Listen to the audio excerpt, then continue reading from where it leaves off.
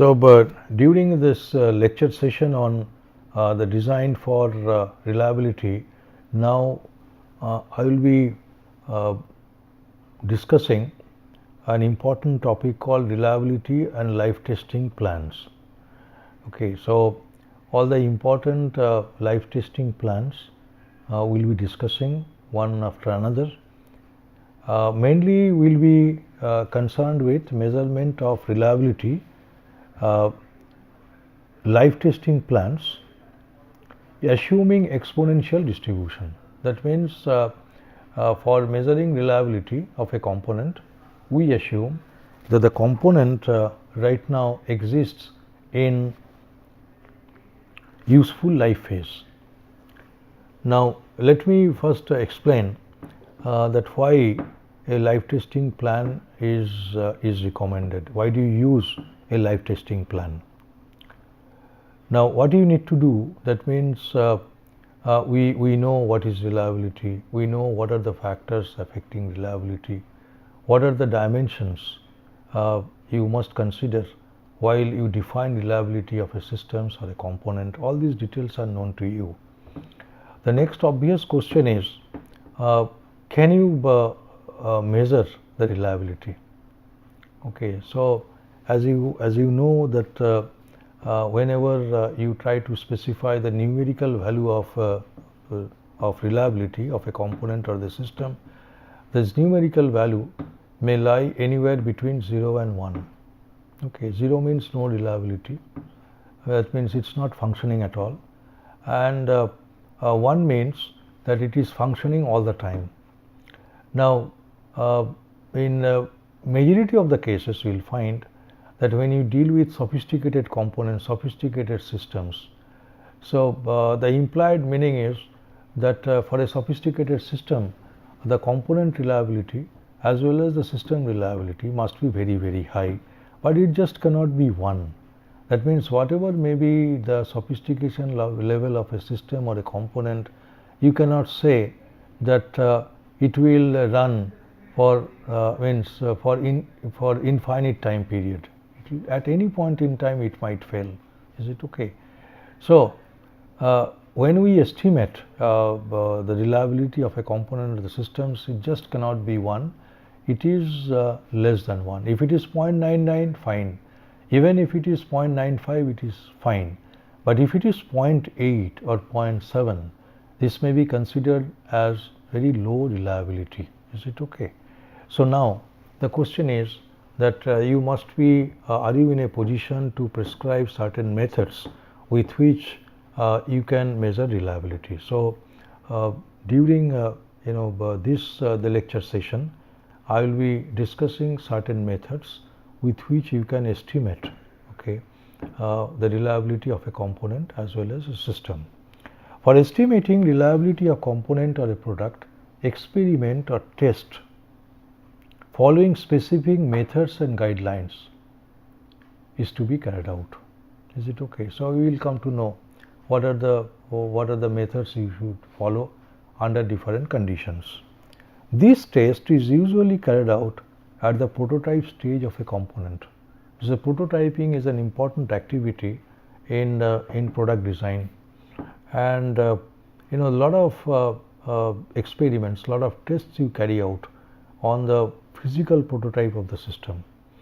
And so usually when you talk about the design of a product, so if you are really concerned about the reliability of the product, that means even at the design stage, that means at the prototyping stage, you must be able to estimate its reliability. Is it okay? So these tests or these experiments in a particular manner, in a particular way, these experiments are conducted at the prototyping stage. Now, if you miss this test due to some reasons, okay, there could be many reasons, what you need to do then, that means a product as a part for the design for reliability, you must believe in the concept of design for reliability.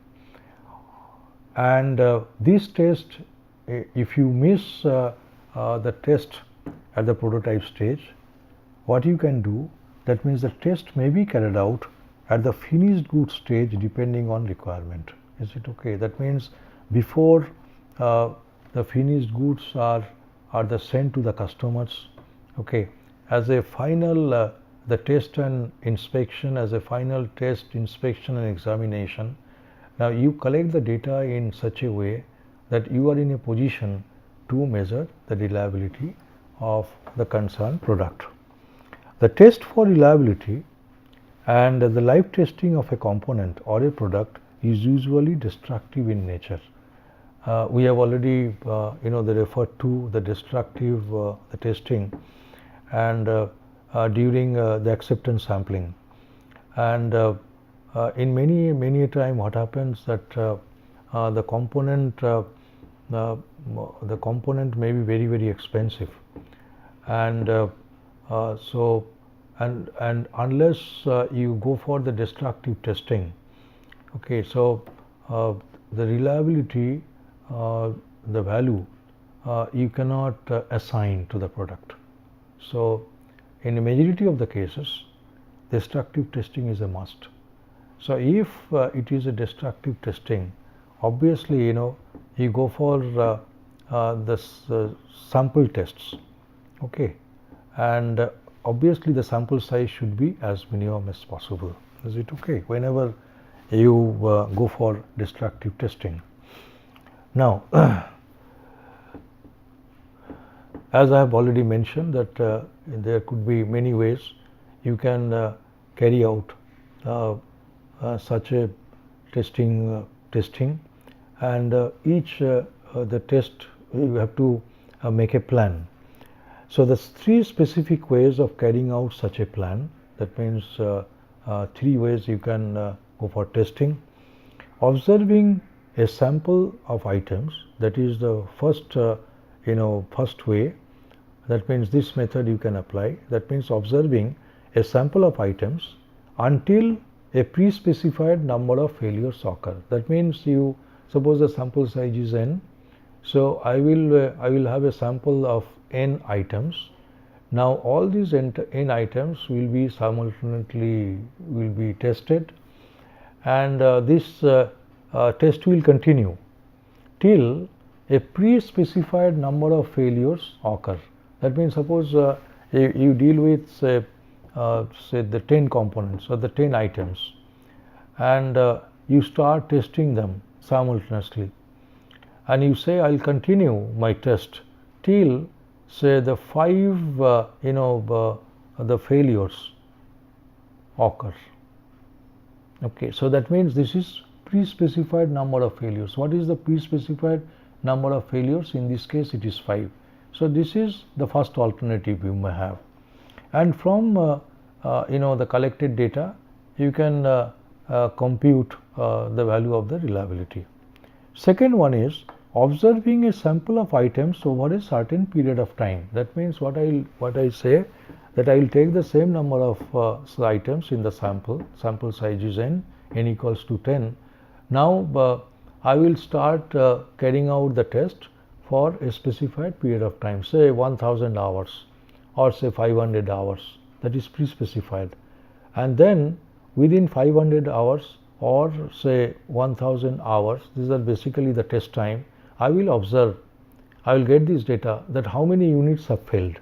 Is it okay? I will record this data, and after I record this data I will go for estimation of the item reliability. So this is the second alternative, observing a sample of items over a certain period of time to record the number of failures. Is it okay? And the third one is a combination of both 1 and 2. It's clear?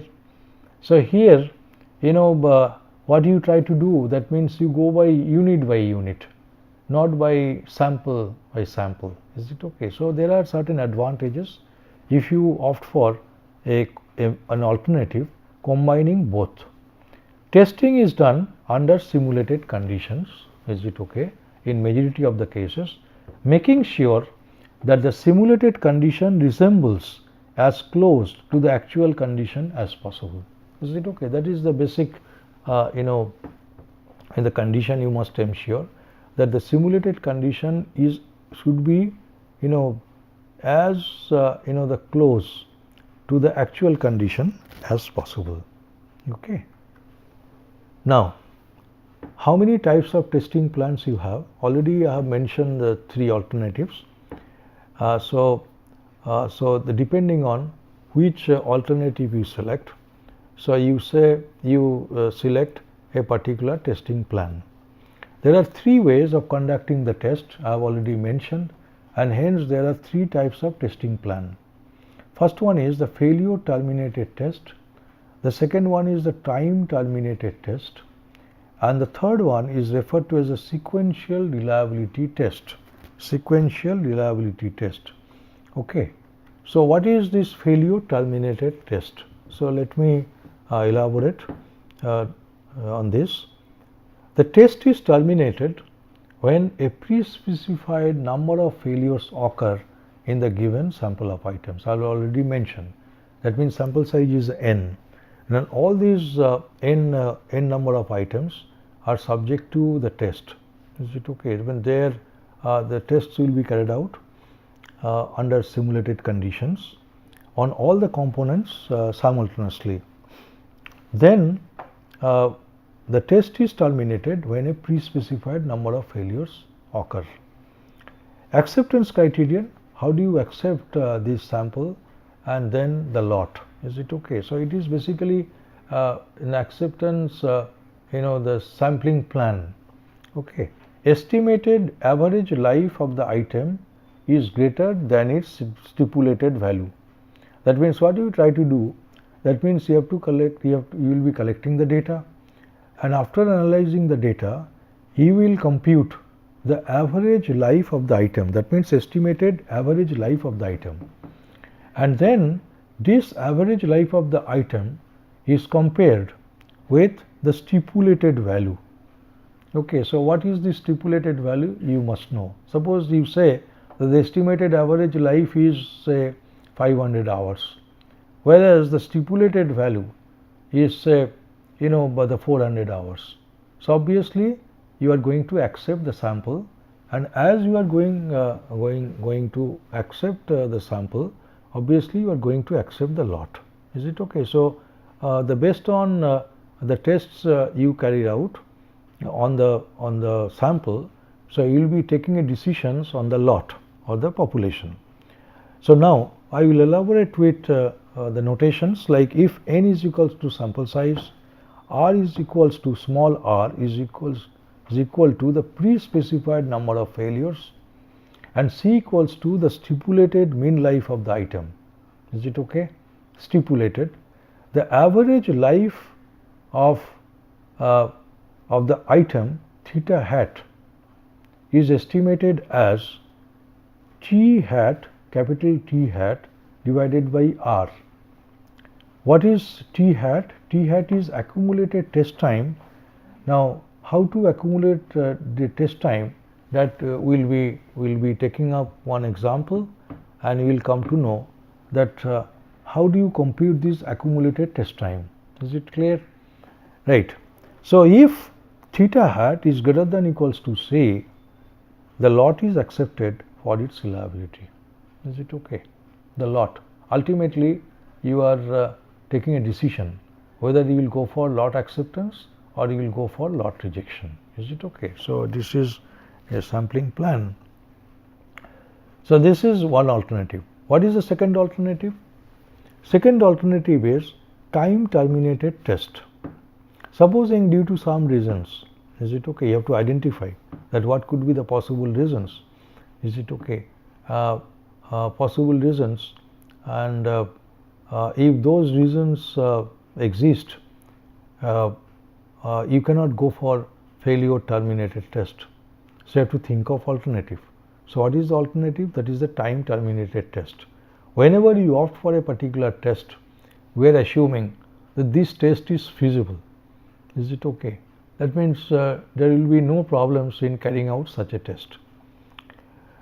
Test is terminated when a pre-specified test time is elapsed. I have already mentioned. Is it okay? So that is the pre-specified test time, say 1000 hours. So what is the acceptance criterion? observed number of failures is less than the pre-specified number of failures. That means, suppose the test time is 1000 hours. That means the test is conducted on n number of items for 1000 hours, and you observe the number of failures. Suppose the number of failures is 6, whereas the pre-specified number of failures, when that you can tolerate, that is suppose 10. Is it okay? So obviously, so the observed number of failures is less than the pre-specified number of failures, and that's why you are going to accept the lot. So this is the simple rule you specify. So if n equals to the sample size, r is equal to the pre-specified number of failures, and r hat is equal to the observed number of failures, the lot is accepted if observed number of failures is less than the stipulated number of failures or pre-specified number of failures, that is small r. So the rule is very, very simple. Now what is the next one? Next one is sequential reliability test. Is it okay? So how it is different from the other two tests? In this kind of test, no prior decision is made either on the number of failures or on the test time. That means this is the decision is based on what is the current result. That means what sort of result you get. Is it okay? On specific aspects, definitely at a particular point in time when the test is being carried out. So no prior decision is made either on the number of failures or on the test time. Accumulated test results are used to decide if to accept the lot or to reject the lot at a particular point in time or to continue testing. That means at any point in time, is it okay? There could be three kinds of decisions. You may say that okay, I have decided to accept the lot, or you might say that I have decided that I will reject the lot, or I have decided to continue testing. Is it okay? So that's why it is referred to as a sequential reliability test. The testing plan is shown with a figure. So this is a typical, the testing plan, and this testing plan is sequential. The reliability testing is explained with this figure. What you have basically, the x-axis represents the accumulated test time of items, that is x.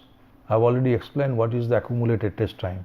That means the total time you spent on all the components on testing at a particular point in time. Is it okay? So suppose you have the 5 items under test, and suppose 100 hours you have already spent on testing for each.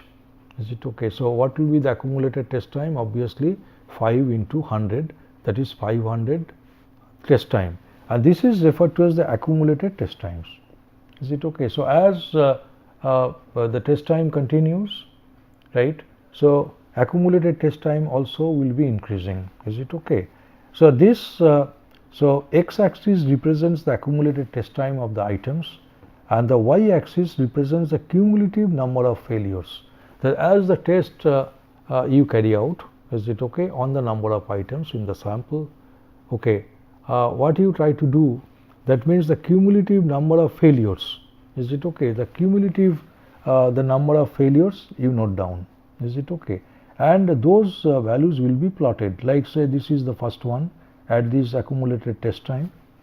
Next, when the accumulated test time is this much, that means the second item second failure has occurred.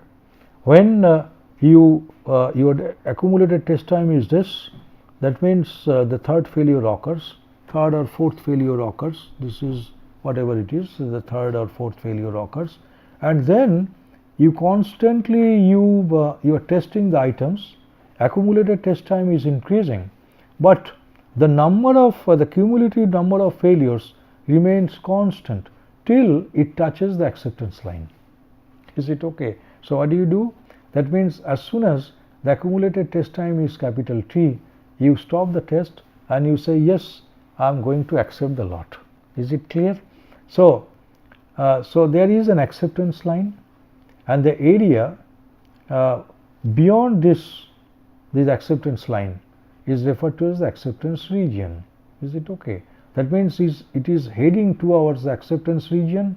As soon as it touches the acceptance line, you say that yes, my testing is over and I have decided to accept the lot. It could be the other way around. That means you may find that when the testing time is this one, the number of failures, the cumulative number of failures is this much, and it is already touching the rejection line. So what do you say? That my testing is over, and I say that my decision is rejection. That means I am going to reject the lot. Why I have decided to reject the lot? Because this cumulative number of failures, because this value is touching the rejection line. So as you have the acceptance line, you must have a rejection line, and the area beyond this rejection line, this is referred to as the rejection region.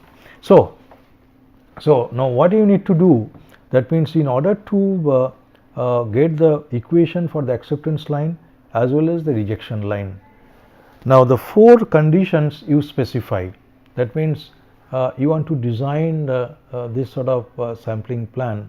That means the sequential reliability testing. For designing such a plan, equations for the acceptance and the rejections line are to be known. Is it okay? Because I am showing to you a figure. So the acceptance line is there, similarly the rejection line. So it is a straight line. Obviously there will be intercept and there will be in the slope. So you must have an equation for the acceptance line, and parallel to the acceptance line you must have a rejection line, and similarly the rejection line will have an intercept and a slope.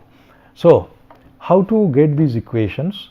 So what you need to do, that means you specify the values of the 4 parameters. What are those 4 parameters? Acceptable mean life theta 0 with producer's risk alpha. That means here we are discussing reliability. So to a lay person, how do you say that the reliability is very high or the reliability is very low? Okay, so how do you say so? Obviously, if you start explaining the concept of reliability in terms of the probability, he or she may not understand, but the basic so the idea he must know. That means I will say that if the mean life of the component is very high, I may assume that the component reliability is very high. If the mean life of the component is is less, is it okay? It's not 10,000, it is just 1,000. So I may conclude that the reliability of this component is less. Is it okay? Because essentially the reliability that refers to the survival time of a component or a system. So now what you try to do, that means this is the acceptable one with the producer's risk. That means it is a sampling plan. So in any sampling plan you use, there are 2 types of risk. That means even if the quality is very good, there is a possibility of rejection. So that is basically the producer's risk.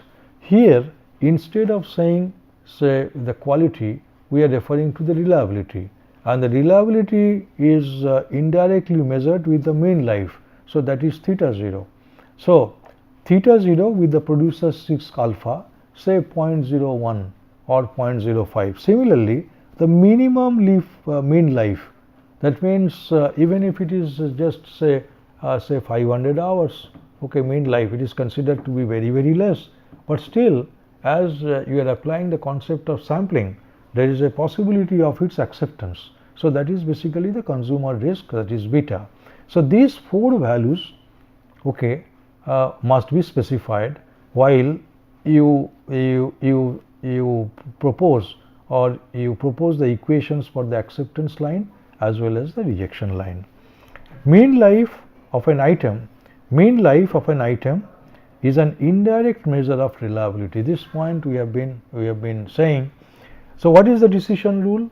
When the cumulative number of items touches acceptance or the rejection line, the decision is taken, otherwise the test is continued. What is the main advantage? expected test time or expected number of failures to reach a decision is substantially less than that for either of the previous two tests. Okay, so this point should be clear. That means, in other words, it means that very quickly you can take a decision. Now, so now I will explain that how do you get the data and how do you take a decision. Is it okay? Whether you will get whether you will accept the lot or you will reject the lot. Suppose you opt for failure terminated test, and we are assuming that the time to failure is exponentially distributed. If n is the sample size, r is the pre-specified number of failures, and the failures occur at times t1 less than equals to t2. If it is equal to t2, it means that at the same point in time there are two failures. Is it okay? It may so happen that all the r number of failures may occur at the same point in time. Then only the equality condition holds. So, the accumulated life TR of the test times is given by accumulated test life when failed items are not replaced. There are two conditions. As soon as there is a failure, you replace the item. So, if you are not replacing the item with an identical component of the item. So, if the failed items are not replaced, then what is the accumulated test time? That is I equals to 1 to r sigma Ti plus n minus r into Tr, because this number of the items, they survived for Tr time periods. Is it okay? Tr time periods. When the failed items are replaced with identical items, identical in the sense that when you replace with another item, that item must have the same time to failure, the distribution as well as the same parameter value.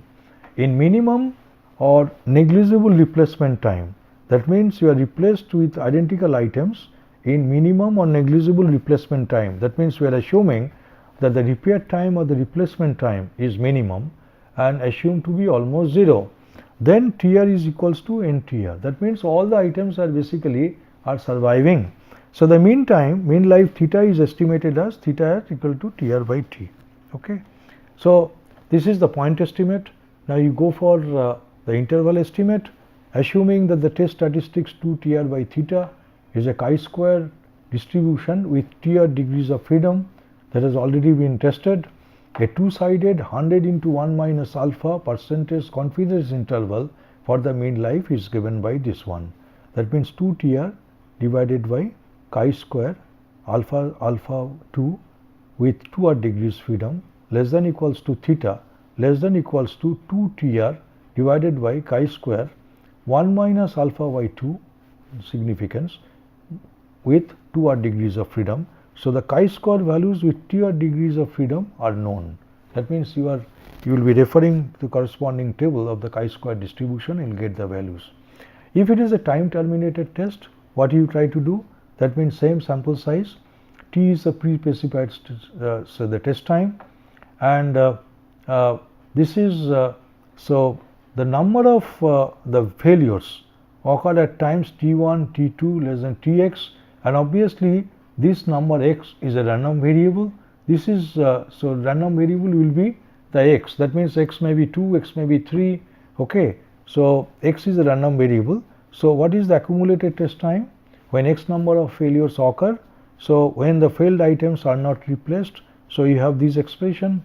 So, that means sigma I equals to 1 to x Ti plus n minus x into T, and when the failed items are replaced with the same conditions, that means Tx equals to n into capital T. That means all the items have survived for capital T time period, and similarly you in the same way you calculate the theta hat, that is the estimated mean life, that is Tx by x, and then the confidence interval from the point estimate you go for interval estimate. So, the confidence interval you determine, that means 100 into 1 minus alpha percentage confidence interval, that we suppose alpha is 5%, it means 0.05, that means it is 95% confidence interval for the mean life is given by 2 Tx by chi square alpha by 2, 2x plus 1 degrees of freedom, and less than equals to theta less than equals to 2tx by chi square 1 minus alpha by 2, 2x plus 1 degrees of freedom. What is x? X is the number of failures occurring within the test time, that is capital T, and obviously x is a random variable. So, where chi square values with 2x plus 1 degrees of freedom are known. Is it okay? So, so these are the tests you carry out, and both the point estimate as well as the interval estimate you compute, and obviously the interval estimates are more reliable than the point estimate. Is it okay? So, these are the procedures. Later on we will take up many more numerical problems on these issues. Is it okay?